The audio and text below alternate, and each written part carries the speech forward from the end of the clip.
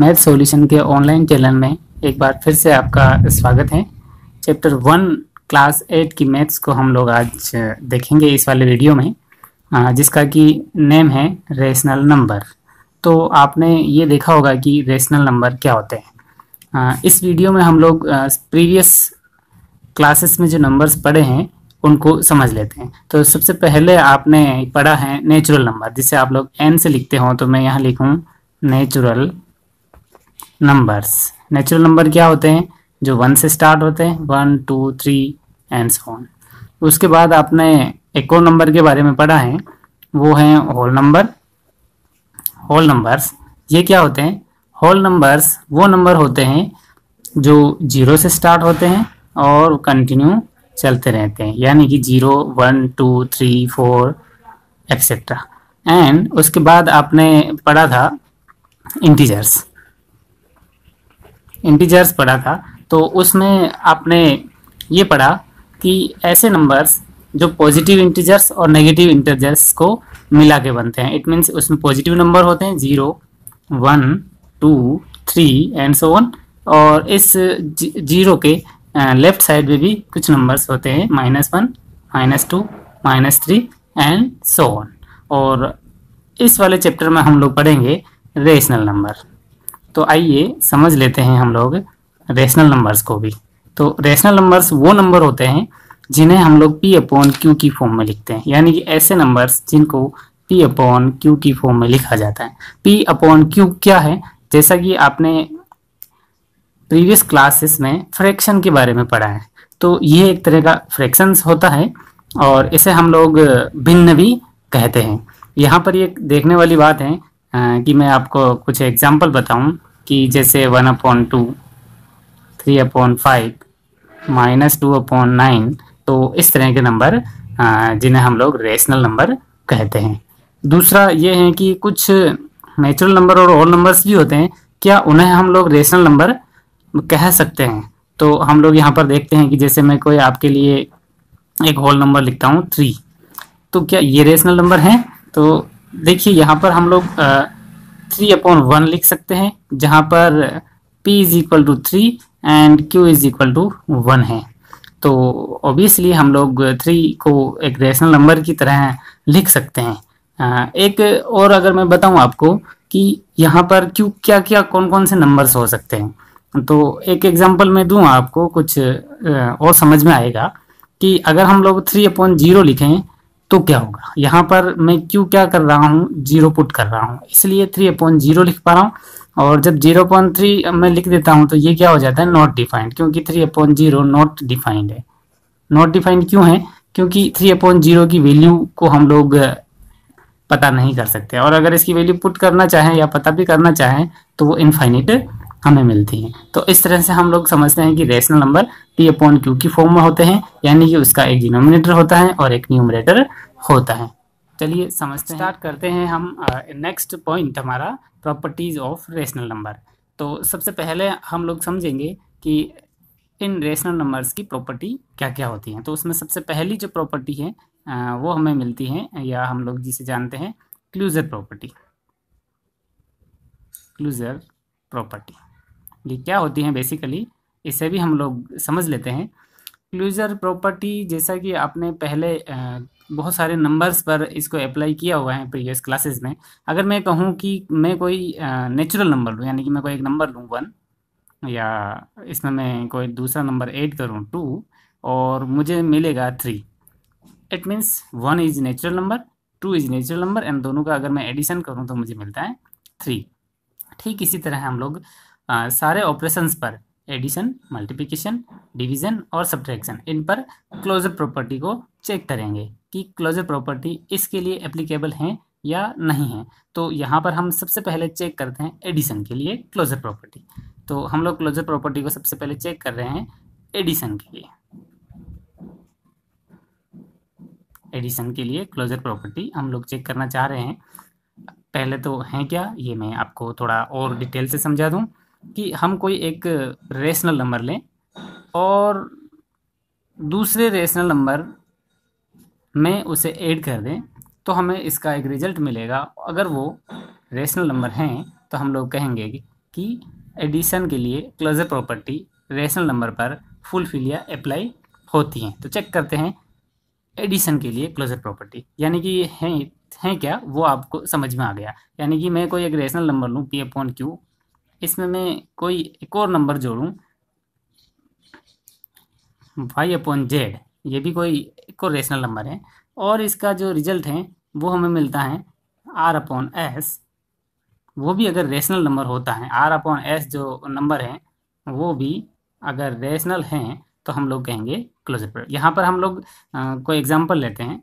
चलिए एग्जांपल से स्टार्ट करूँ। मैं अगर लूँ 2/5 plus 7/5, 2/5 is a rational number and 7/5 also rational number, and दोनों को अगर मैं ऐड करूं तो यहाँ पर मुझे मिलेगा 9/5 इज ए रेशनल। तो इस तरह से हम लोग कह सकते हैं कि क्लोजर प्रॉपर्टी जो एडिशन ऑपरेशन है उसके लिए रेशनल नंबर पर अप्लाई होती हैं। चलिए तो देखते हैं हम लोग क्या ये सब्ट्रैक्शन के लिए भी अप्लाई होती हैं। सब्ट्रैक्शन के लिए हम लोग देखते हैं, अगर मैं कोई एक रेशनल नंबर लूँ A/B, उसमें से मैं अगर दूसरा नंबर है मेरा C/D, इन दोनों को मैं सब्ट्रैक्ट कर लूँ तो मुझे क्या मिलेगा?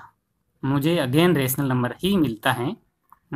E/F एक जो नंबर है अगर वो रेशनल है तो मैं यहाँ पर कहूँगा कि ये जो सब्ट्रैक्शन के लिए प्रॉपर्टी फुलफिल है। तो कुछ एग्जांपल देख लेते हैं।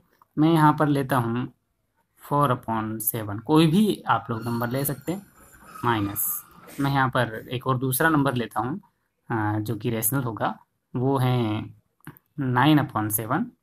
देन इन दोनों का अगर रिजल्ट देखें तो इन दोनों को सब्ट्रैक्ट करेंगे। सब्ट्रैक्ट करने के बाद आपको क्या मिलेगा? -5/7। तो -5/7 क्या है? इनका रिजल्ट भी एक रेशनल नंबर है, रेशनल नंबर हैं।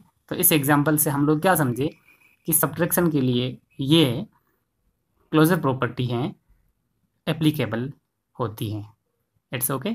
तो अब अपन चलते हैं इसकी नेक्स्ट ऑपरेशन पर कि क्लोजर प्रॉपर्टी मल्टीप्लिकेशन के लिए एप्लीकेबल। यहाँ पर मैं बेसिकली आपको समझा दूँ कि मल्टीप्लिकेशन के लिए क्लोजर प्रॉपर्टी होती क्या है। इट मीन्स हम लोग देखते हैं कि अगर मैं कोई दो रेशनल नंबर लूँ, जैसा कि मैं A/B लूँ और उसे मैं मल्टीप्लाई कर दूँ C/D से, तो मुझे क्या मिलेगा? मुझे एक जो नंबर है वो E/F अगर मिलता है तो वो क्या होना चाहिए? अगर वो रेशनल है तो हम लोग कहेंगे कि ये जो प्रॉपर्टी है वो फुलफिल होती है। तो यहाँ पर कोई एग्जांपल लेते हैं। मैं यहाँ पर एक एग्जांपल लूँगा। मैं लेता हूँ 3/4, मैं मल्टीप्लाई करूँ 2/5, देन इनका जो रिजल्ट है वो क्या मिलेगा? मुझे मिलेगा 6/20। Then 6/20 is again rational number. तो हम लोग कहेंगे कि अगर दो रेशनल नंबर को हम लोग मल्टीप्लाई करते हैं तो हमें जो इनका रिजल्ट है वो भी रेशनल नंबर मिलता है। इट मीन्स मल्टीप्लिकेशन के लिए क्लोजर प्रॉपर्टी एप्लीकेबल हैं। ओके, तो इस तरह से हमें पता चल जाता है कि मल्टीप्लिकेशन के लिए एप्लीकेबल है। आइए चलते हैं हम लोग डिवीजन के लिए क्या ये प्रॉपर्टी एप्लीकेबल है। हम लोग देख रहे हैं कि A/B जो कोई नंबर है उसे अगर मैं डिवाइड करूं C/D से तो मुझे एक नंबर मिलता है E/F। देन E/F जो है वो भी हमारे रेशनल नंबर होना चाहिए। तो हम लोग चेक कर लेते हैं कुछ एग्जांपल लेकर।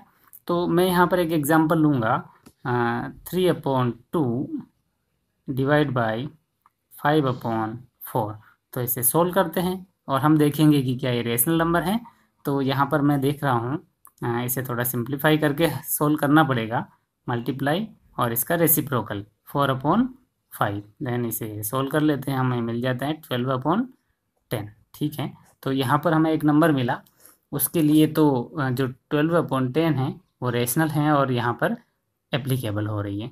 एक कंडीशन की बात करें, अगर मैं कंडीशन बोलूँ आपको कि अगर यहाँ जो नंबर है वो इस फर्स्ट A/B के लिए अगर 2 0 होता, 2 is 0, it means B is equal to 0 हो तो क्या होगा? B इज इक्वल टू 0 हो तो क्या होगा? चलिए चेक कर लेते हैं। अगर 0 होगा तो हम लोग क्या देखेंगे कि यहाँ पर भी 0 होगा और मल्टीप्लाई होगा तो जो डिनोमिनेटर है वो 0 हो जाएगा। और फिर हम लोग कहेंगे कि 12/0 is not defined and then 12/0 is not a rational number. तो यहाँ पर जब b इज़ इक्वल टू 0 हो तो रेशनल नंबर की कंडीशन फुलफिल नहीं होती है। ठीक ऐसे ही जो कि हमारा c है वो 5 है। अगर 5 होता 0 तो यहाँ पर 5 भी डिनोमिनेटर हो जाता 0, और इस तरह से अगर मैं 5 को मल्टीप्लाई करता 2 से तो भी यानी कि 5 जो है 0 हो जाता, और 0 को मैं 2 से मल्टीप्लाई करता तो हमें मिलता 0। इट मीन्स अगर हमारा जो c है वो भी 0 होता है, तो अगर ये दोनों b और c जब 0 हो जाते हैं तो एक हमें जो नंबर मिलता है वो नॉट ए रेशनल नंबर मिलता है। तो हम लोग क्या कह सकते हैं कि डिवीजन की एक कंडीशन जिसमें b और c अगर 0 हैं तो ये क्लोजर प्रॉपर्टी एप्लीकेबल नहीं है। ओके, तो इस तरह से हमने देखा कि यहाँ पर ऑपरेशन है एडिशन, सब्ट्रैक्शन, मल्टीप्लिकेशन और डिवीज़न, उनमें से सभी के लिए ये क्लोजर प्रॉपर्टी एप्लीकेबल हैं। बट एक कंडीशन जो डिवीज़न पर अप्लाई होती है वहाँ पर हमें विशेष पता रखना है, ध्यान रखना है कि b इक्वल टू 0 और c इक्वल टू 0 अगर हो जाता है तब ये डिवीज़न वाली क्लोजर प्रॉपर्टी एप्लीकेबल नहीं। कम्यूटेटिव प्रॉपर्टी, इसे हम लोग कम्यूटेटिविटी भी कहते हैं। कम्यूटेटिव प्रॉपर्टी बेसिकली होती क्या है इसे हम लोग समझते हैं। अगर मैं कोई ऑपरेशन करूं, यानी कि मैं एडिशन, सब्ट्रैक्शन, मल्टीप्लिकेशन और डिवीज़न किसी भी ऑर्डर में, इट मीन्स मैं सबसे पहले एडिशन के लिए आपको समझा दूं। अगर मैं कोई नंबर्स हैं मेरे पास 1 यानी कि a और जो सेकंड नंबर है वो b है, इनको अगर मैं ऐड करूं और मैं इनका अगर ऑर्डर चेंज कर भी ऐड करूं, इट मीन्स b, और फिर मैं उसमें ऐड करूं कोई नंबर a, देन हमें मिलता है सेम रिजल्ट। तो हम लोग कहेंगे कि ये जो एडिशन के लिए कम्यूटेटिव प्रॉपर्टी एप्लीकेबल है। अगर नहीं मिलता है तो हम लोग कहेंगे कि ये प्रॉपर्टी एप्लीकेबल नहीं है। तो स्टार्ट करते हैं हम लोग कम्यूटेटिव प्रॉपर्टी को एडिशन के लिए। तो हमारा जो फर्स्ट है एडिशन, तो यहाँ पर देखेंगे कि मेरे पास कोई एक रेशनल नंबर है a/b, मैं उस रेशनल नंबर में ऐड कर रहा हूँ c/d, देन मुझे कोई रेशनल नंबर मिलेगा। अगेन मैं अगर इनका ऑर्डर चेंज कर लूँ, मैं एक रेशनल नंबर c/d में ऐड करूँ a/b, तो दोनों टाइप्स में मुझे रिजल्ट सेम मिलना चाहिए। इसका एग्जांपल लेकर हम लोग चेक कर लेते हैं और फिर कहेंगे एप्लीकेबल है या नहीं है। मैं कोई एग्जांपल लूँ, मैं एक रेशनल नंबर लेता हूँ 2/3, उसमें मैं ऐड करूँगा 5/3, देन इन दोनों का रिजल्ट क्या होगा। फिर मैं इनका ऑर्डर चेंज कर लूँ, मैं 5/3 को पहले लिखूँ एंड देन 2/3 को मैं बाद में लिखूँ। इन दोनों का रिजल्ट चेक कर लेते हैं, सेम है तो हम लोग कहेंगे एप्लीकेबल हैं। तो यहाँ पर आपको क्या मिलता है 7/3, और ऑर्डर चेंज करने के बाद 5/3 प्लस 2/3 करेंगे तो भी हमें मिलेगा 7/3। तो हम लोग कहेंगे कि एडिशन के लिए कम्यूटेटिव प्रॉपर्टी एप्लीकेबल है। ओके, तो ये हमने समझ लिया है। समझते हैं हम लोग सब्ट्रैक्शन के लिए भी कम्यूटेटिव प्रॉपर्टी एप्लीकेबल है या नहीं है। उसे चेक करने के लिए मैं यहाँ पर अगर आपको समझाऊँ, यानी कि a/b माइनस मेरे पास सेकंड रेशनल नंबर है c/d, और अगर मैं इनका ऑर्डर चेंज कर लूँ तो मुझे c/d जो नंबर है उसमें से a/b सब्ट्रैक्ट करना पड़ेगा, और फिर हमें ये चेक करना पड़ेगा कि दोनों ऑर्डर चेंज करने के पहले और बाद में सेम रिजल्ट है कि नहीं है। तो चलिए चेक करते हैं। मैं यहाँ पर कोई भी नंबर ले लूँ 7/9, मैं इसमें से माइनस करूँ 5/9, देन मैं इनका ऑर्डर चेंज करूँ तो फिर चेक करते हैं क्या होगा 5/9, एंड मैं अगला नंबर जो ऑर्डर चेंज करने के बाद मुझे है वो 7/9 है। तो अब अपन चेक करें, हमें मिलते हैं 2/9, एंड क्या ये इक्वल है 5/9 माइनस 7/9, जो कि हमें रिजल्ट मिलता है -2/9। इट मीन्स हम लोग कहेंगे कि दोनों के दोनों जो रेशनल नंबर हैं वो सेम नहीं है, तो यहाँ पर रिजल्ट हमें सेम नहीं मिलता है। इसलिए हम लोग क्या कहेंगे कि सब्ट्रैक्शन के लिए जो हमारी प्रॉपर्टी है, जिसे हम लोग कम्यूटेटिव प्रॉपर्टी कहेंगे, एप्लीकेबल नहीं है। तो मैं यहाँ पर लिख दूँ नॉट एप्लीकेबल। ओके, तो यहाँ पर सब्ट्रैक्शन के लिए कम्यूटेटिव प्रॉपर्टी एप्लीकेबल। स्टार्ट करते हैं मल्टीप्लिकेशन के लिए कम्यूटेटिव प्रॉपर्टी एप्लीकेबल हैं या नहीं है।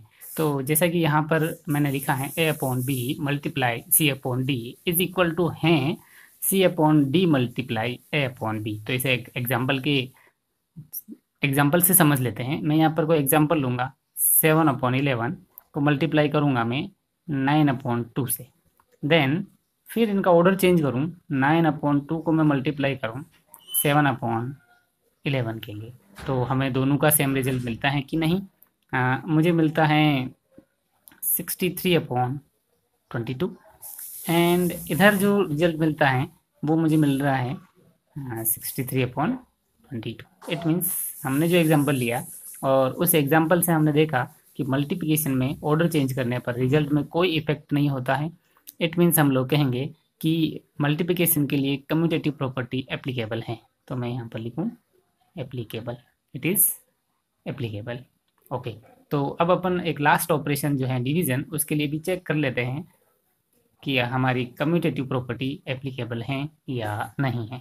हमारी जो कम्यूटेटिव प्रॉपर्टी होती क्या है कि अगर उनका मैं ऑर्डर चेंज कर दूं, इट मीन्स मेरे पास कोई नंबर है rational number a upon B, मैं उसे डिवाइड करूं c अपॉन डी से, और ठीक ऐसे ही मैं अगर इनको ऑर्डर चेंज करते हुए डिवाइड करूं, जैसे कि मैं c अपॉन डी को पहले लिखूं, डिवाइड करूं और फिर मैं a अपॉन बी जो रेशनल नंबर है उसे लिखूं, तो दोनों टाइम्स आपका रिजल्ट जो है वो सेम होता है।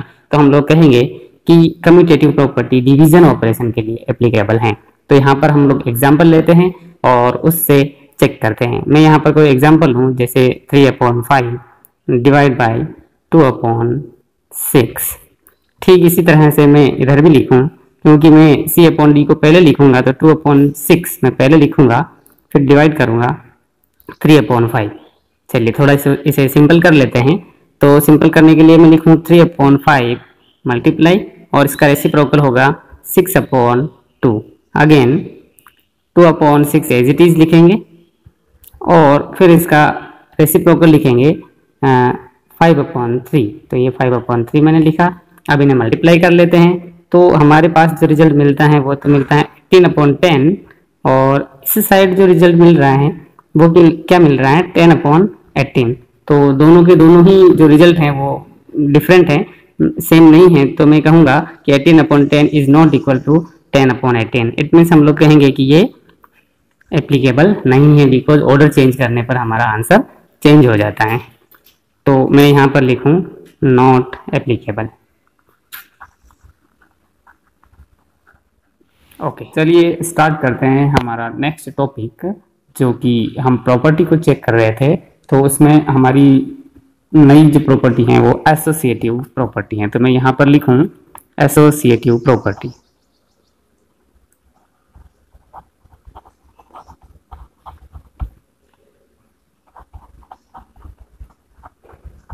ओके, तो एसोसिएटिव प्रॉपर्टी को भी चारों ऑपरेशंस के लिए हम लोग चेक करेंगे। तो सबसे पहले हम लोग चेक करते हैं एडिशन के लिए। तो एडिशन के लिए एसोसिएटिव प्रॉपर्टी एप्लीकेबल है या नहीं है। तो मैं यहाँ लिखूँ नंबर 1, हम लोग क्योंकि चेक कर रहे हैं फॉर एडिशन, तो एडिशन के लिए चेक करें और उससे पहले समझ लेते हैं कि एडिशन के लिए एसोसिएटिव प्रॉपर्टी होती क्या है। क्योंकि यहाँ पर अगर मैं कुछ नंबर लूँ, जैसे कि मैं कोई नंबर लेता हूँ, आप लोग नेचुरल नंबर या होल नंबर्स के लिए भी पहले समझ लें, ए लूँ, फिर मैं बी लूँ और मेरा तीसरा नंबर है सी। जैसे कि मैं ए और बी को पहले लूँ और फिर उसमें सी को ऐड करूँगा। तो एडिशन के लिए चेक करें, क्योंकि अगर अब हम इनमें कुछ नंबर्स को एसोसिएट कर लेते हैं। अगर मैं ए अलग से रहने दूँ और मैं बी प्लस सी करूँ तो क्या होता है। तो जैसा कि अब हम नई प्रॉपर्टी को देखेंगे, यहाँ पर हमारी जो प्रॉपर्टी हैं वो एसोसिएटिव प्रॉपर्टी हैं और उसको हम लोग सारे ऑपरेशन के लिए चेक करेंगे। तो यहाँ पर मैं चेक कर रहा हूँ एडिशन के लिए प्रॉपर्टी एप्लीकेबल है कि नहीं है। तो मैं यहाँ आपको क्या बताऊँ कि हम लोग कोई नेचुरल नंबर के लिए यहाँ पर चेक करते हैं, जैसा कि आपने पहले कभी इस तरह के क्वेश्चंस को किए भी होंगे। और क्या किया है आपने कि अगर कोई 3 नंबर्स को ऐड कर रहे हैं तो पहले कोई 2 नंबर को ऐड करते हैं आप लोग, और फिर उसमें तीसरा नंबर ऐड करते हैं। इससे कोई फ़र्क नहीं पड़ता है कि उनमें से आप पहले कौन से 2 नंबर को लें। तो यहाँ पर अगर एडिशन के लिए इस तरह से कोई फ़र्क नहीं पड़ता है तो हम लोग कहेंगे कि एसोसिएटिव प्रॉपर्टी एप्लीकेबल है एडिशन के लिए। ओके, तो चूंकि हम लोग रेशनल नंबर के लिए एप्लीकेबल इसको करना है तो हमने कोई रेशनल नंबर लेना पड़ेगा। और जब अपन रेशनल नंबर लेते हैं तो a/b प्लस c/d मैं एक साथ लूँ और फिर उसमें e/f को ऐड कर लूँ, तो हमें रिजल्ट ठीक उसी तरह से मिलेगा जिस तरह से a/b प्लस c/d और e/f में से मैं इन दोनों को c/d और e/d को एक साथ लेता हूँ, वो सेम रिजल्ट होगा। तो अगर आप लोग चेक करना चाहों तो भी एग्जाम्पल लेकर चेक कर सकते हो। तो मैं यहाँ पर लिखूँगा कि एसोसिएटिव फॉर एडिशन, जो एडिशन एसोसिएटिव प्रॉपर्टी को हम लोग सब्ट्रैक्शन में यहाँ पर लिख लेता हूँ और समझा देता हूँ आपको कि सब्ट्रैक्शन जो होता है वो नॉट एसोसिएटिव होता है। इट मीन्स जो एसोसिएटिव प्रॉपर्टी होती हैं वो सब्ट्रैक्शन के लिए एप्लीकेबल नहीं है। तो मैं यहाँ पर सीधा सा लिख देता हूँ not associative for subtraction. Okay, not associative. तो आप लोग खुद ही एग्जाम्पल लेकर एसोसिएटिव प्रॉपर्टी मल्टीप्लिकेशन के लिए एप्लीकेबल हैं। तो हम लोग सीधा ये भी कह सकते हैं कि मल्टीप्लिकेशन इज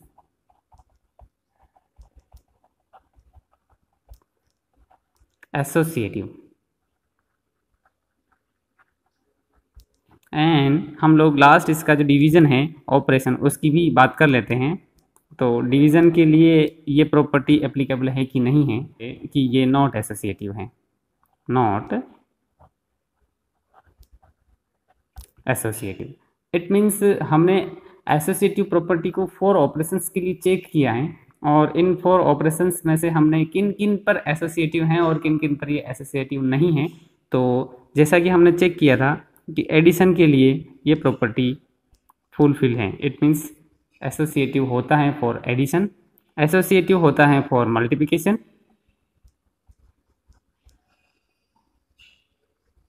और ये एसोसिएटिव नहीं है किसके लिए, फॉर सब्ट्रैक्शन के लिए ये एसोसिएटिव नहीं हुआ, और ऐसे ही डिवीज़न के लिए भी ये प्रॉपर्टी एसोसिएटिव नहीं है। ओके, तो चलिए अपन लेते हैं हमारा नेक्स्ट प्रॉपर्टी। तो स्टार्ट करते हैं हमारी नेक्स्ट प्रॉपर्टी डिस्ट्रीब्यूटिविटी। डिस्ट्रीब्यूटिविटी को मैं आपको एक एग्जांपल के थ्रू समझाऊंगा कि आपने इक्वेशन पढ़ा होगा, समीकरण को पढ़ा होगा, और उसमें आपने इस डिस्ट्रीब्यूटिविटी प्रॉपर्टी को काम में लिया है रेशनल नंबर के लिए, नेचुरल नंबर के लिए और अदर नंबर्स के लिए भी। जैसे कि आप लोग लिखते थे 2 bracket x + 4 bracket close equal to 5, इस तरह से। तो आप ब्रैकेट को सोल्व कैसे करते थे? ब्रैकेट को सोल्व करने के लिए आप 2 का मल्टीप्लिकेशन करते थे, और किसे, x से भी और 4 से भी। तो इस तरह से आप लोग क्या लिखते थे, 2 × x + 2 × 4। इट मीन्स आपने 2 का डिस्ट्रीब्यूशन कर दिया, x से भी मल्टीप्लाई किया और 4 से भी मल्टीप्लाई किया। तो इसी प्रॉपर्टी को या इसी रूल को हम लोग डिस्ट्रीब्यूटिविटी कहते हैं। तो इस तरह से हम लोग कोई भी रेशनल नंबर के लिए भी डिस्ट्रीब्यूटिविटी को यूज़ कर सकते हैं मल्टीप्लिकेशन और एडिशन एंड सब्ट्रैक्शन के लिए भी।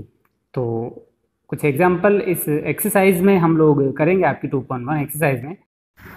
सो come to the next topic. हमारा नेक्स्ट टॉपिक है the role of zero. It means rational number में जीरो का क्या रोल है।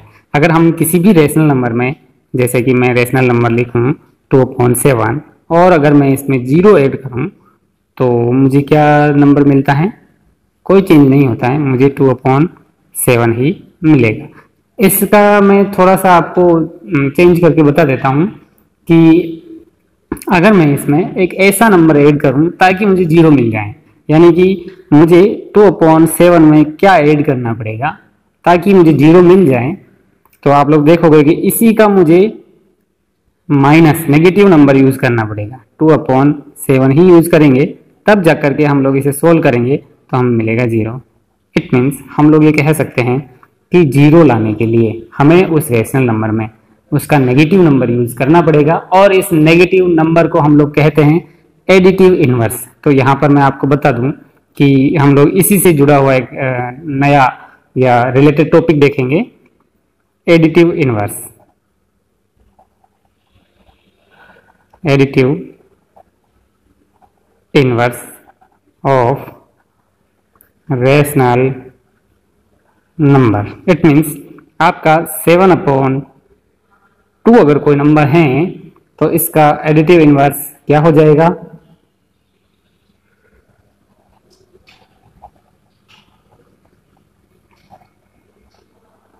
Additive inverse of is equal to -7/2। तो आपको क्या ध्यान रखना है, एडिटिव इनवर्स में उसका साइन चेंज करना है। इट मीन्स अगर आपके सामने मैं कोई नंबर लिखूं -4/3, इसका एडिटिव इनवर्स क्या होगा, इसका एडिटिव इनवर्स होगा 4/3। ओके, तो ये एक छोटा टॉपिक है बट इंपॉर्टेंट है और आपको अच्छे मार्क्स दिलाने वाला topic. Come to the next topic, reciprocal of a number और multiplicative inverse of a number. It means अपन ये समझेंगे कि कोई भी रेशनल नंबर है तो उसका रेसिप्रोकल क्या होता है। देखिए मैं आपके सामने लिखूं -5/7, अगर कोई आपके पास नंबर है तो इसका रेसिप्रोकल और मल्टीप्लिकेटिव इनवर्स दो नाम है और दोनों में से आप को कोई भी पूछा जा सकता है। तो इसका जो रेसिप्रोकल है वो क्या होगा, इसका रेसिप्रोकल होगा इसका इनवर्स, इसका उल्टा कर दें। इट मीन्स आप 7/-5 कर दें तो ये इसका रेसिप्रोकल हो जाएगा। किसी भी रेशनल नंबर का अगर आपको रेसिप्रोकल पता करना है तो उस रेशनल नंबर लाइक a/b को आप लोग लिखें b/a, तो ये उसका रेसिप्रोकल होगा। इट मीन्स आपको करना क्या है, डिनोमिनेटर को न्यूमरेटर बनाना है और न्यूमरेटर को डिनोमिनेटर बनाना है। स्टार्ट करते हैं हमारा नया topic, representation of rational number on the number line.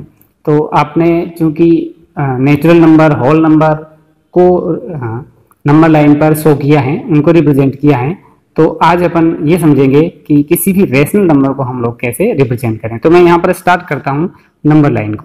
जैसा कि आपने देखा है कि ये हमारी एक नंबर लाइन है और क्योंकि हम लोग रेशनल नंबर की बात कर रहे हैं तो मैं यहाँ पर 0 लिखूँ, यहाँ पर फिर 1 2 3 इक्वल डिस्टेंस में हमें इस तरह से शो करते जाना है और 4 के आगे भी और नंबर हो सकते हैं।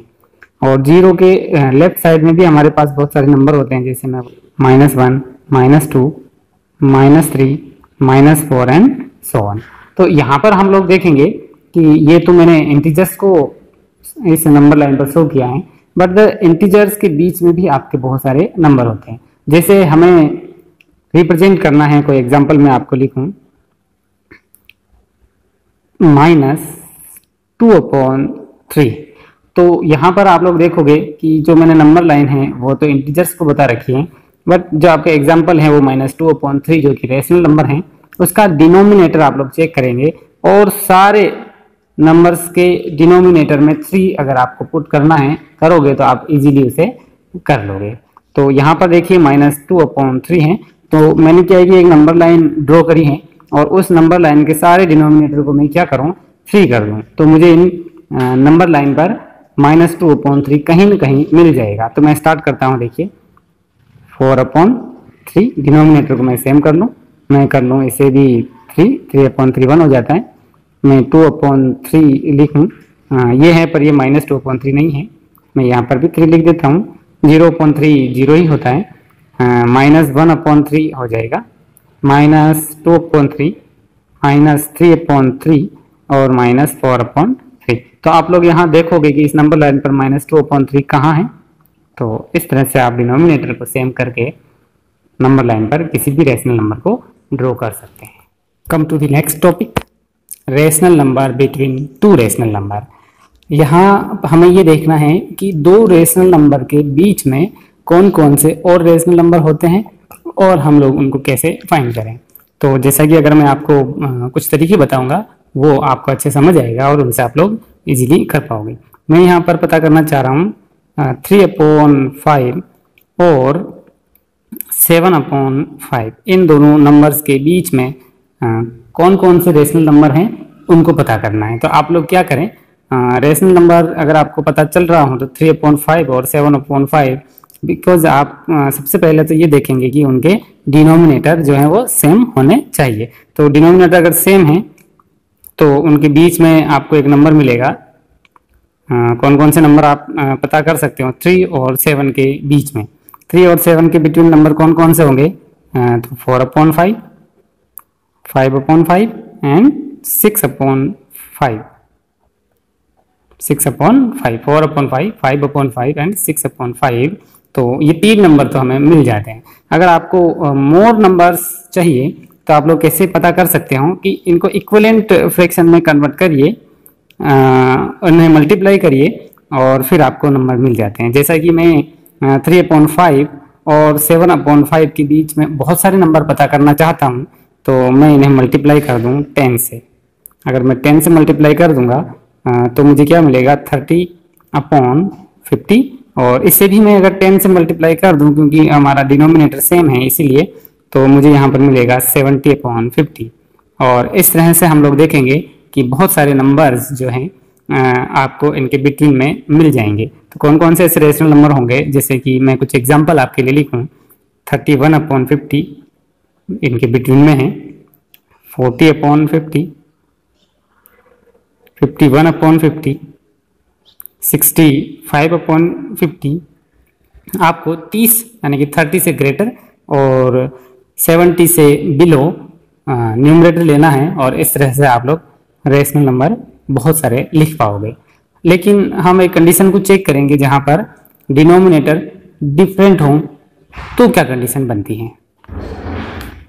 एक एग्जांपल लेते हैं जिसमें हमारा जो डिनोमिनेटर है वो चेंज है और फिर उनके बिटवीन में हम लोग 2 या 2 से ज़्यादा रेशनल नंबर पता करेंगे। तो मैं यहाँ पर एक एग्जांपल लिखता हूँ 3/5 एंड 2/4। तो यहाँ पर आप लोग देखिए कि दोनों के डिनोमिनेटर अलग अलग हैं, तो इन्हें हम सेम करेंगे, फिर उसके बाद हम इनके बीच के नंबर पता करेंगे। सेम करने के लिए आपको 2 तरीके से करेंगे, इक्विवेलेंट मेथड से करिए या फिर आप करिए इनको एलसीएम मेथड से। तो मैं यहाँ पर आपको, क्योंकि ये स्मॉल नंबर्स हैं, तो एलसीएम मेथड से नहीं बताने वाला हूँ, इक्विवेलेंट मेथड से बताना। तो 4 और 5 का आप लोग कॉमन मल्टीपल देखोगे तो 20 है। कॉमन मल्टीपल देखोगे तो वो 20 है, और 20 करने के लिए मुझे 4 से 5 को मल्टीप्लाई करना पड़ेगा, देन मैं इसे भी 4 से मल्टीप्लाई करूंगा, और इस 4 को 20 करने के लिए 5 से मल्टीप्लाई करना पड़ेगा, देन मैं इसे भी 5 से मल्टीप्लाई करूंगा। तो जो आपको नए इनके इक्विवेलेंट फ्रैक्शन है वो मिल जाते हैं 12/20, और ऐसे इसका मिल जाएगा 10/20। अब आप लोग देखोगे कि इनके डिनोमिनेटर तो सेम है। जब डिनोमिनेटर सेम है तो आप लोग नंबर्स पता कर सकते हो। अगर आपको एक नंबर पता करना है तो इन दोनों के बिटवीन में आपको कौन सा नंबर मिलता है, 10 और 12 के बिटवीन 11/20। बट मोर नंबर्स पता करने हैं तो आप लोग क्या करो, इन्हें मल्टीप्लाई कर दो। जैसे मैं मल्टीप्लाई कर दूं इन्हें अगेन 10 से, तो जैसे कि आपको 12/20 और 10/20 के बिटवीन में बहुत सारे रेशनल नंबर पता करना है, तो फिर आप इसे और किसी से मल्टीप्लाई करेंगे। जैसे अगर मैं इसे मल्टीप्लाई कर दूं 2 से, तो अगर मैं इसको 2 से मल्टीप्लाई कर दूं तो क्या होगा, और इसे भी मैं 2 से मल्टीप्लाई कर दूं तो जो मुझे नया रेशनल नंबर मिलेगा वो मिलेगा 24/40, और ये मिलेगा 20/40।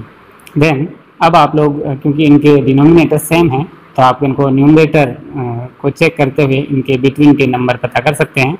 तो क्योंकि यहाँ पर 20 हैं और यहाँ पर 24 हैं, इसलिए आपको और नंबर मिल जाते हैं।